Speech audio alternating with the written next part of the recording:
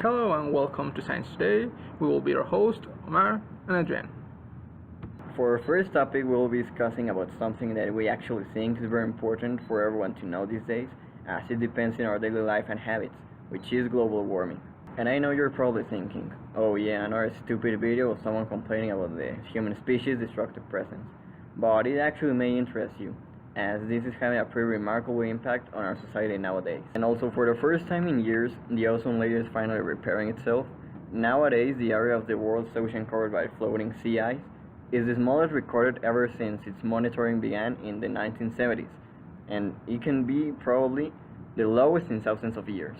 As you will now see in the latest observations from the U.S. National Snow and Ice Data Center in Boulder, Colorado, this shows how the ice extent has fallen to a whole new low this year. As you can now see, focusing on the bright red trace in the graph shown, the sea ice extents increased moderately during the month of October last year, but then dropped sharply over the span of November and December. As a result of natural variability. Also, it's most likely not to.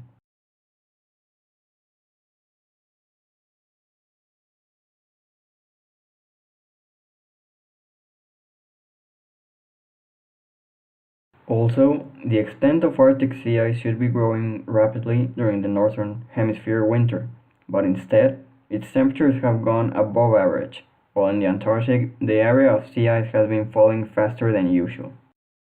But overall, and most importantly, global warming seems to be weakening the winds that circle the Arctic pole, allowing warm air to intrude, and when warm air intrudes, cold air spills to the south, which is the reason of why several parts of Asia and Europe have experienced unusual and extremely cold weathers.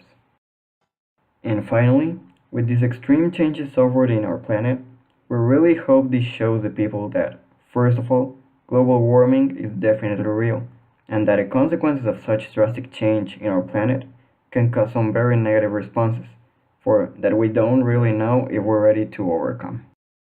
And now, my friend Omar will talk you about some other very interesting news. In other news, we have pea power, as a Mexican scientist has come up with the idea of using hydrogen and oxygen of pea to create a biogas that can fuel things. Dr. Gabriel Sandoval from the University of Sonora has just came up with a way to use urine to produce energy. He tested this hypothesis of using electrodes to send electricity into the urine to separate oxygen and hydrogen. He says that a liter of biogas can be produced from 5 liters of urine, and considering the average human makes 1.4 liters of urine, multiply that by the amount of people in your family, he considers that for the average family, they can produce enough energy for cooking and heating water. Even though this is still an initial phase, Dr. Gabriel has big plans for this invention. He believes that it could be used to support life in other planets, as the biogas could be used for energy and to produce even more oxygen. And this is not the only way that we can make power out of urine, as some scientists at the University of West of England in Bristol partially charge a mobile phone using microbial fuel that uses organic matter to generate electricity. This is something really great, as we have just discovered a new energy source from something that we normally consider a waste. This could help our energy problems, making more of our energy from like a sort of renewable source. Let's just hope that all of this keeps progressing and that we have a substantial reward at the end of this.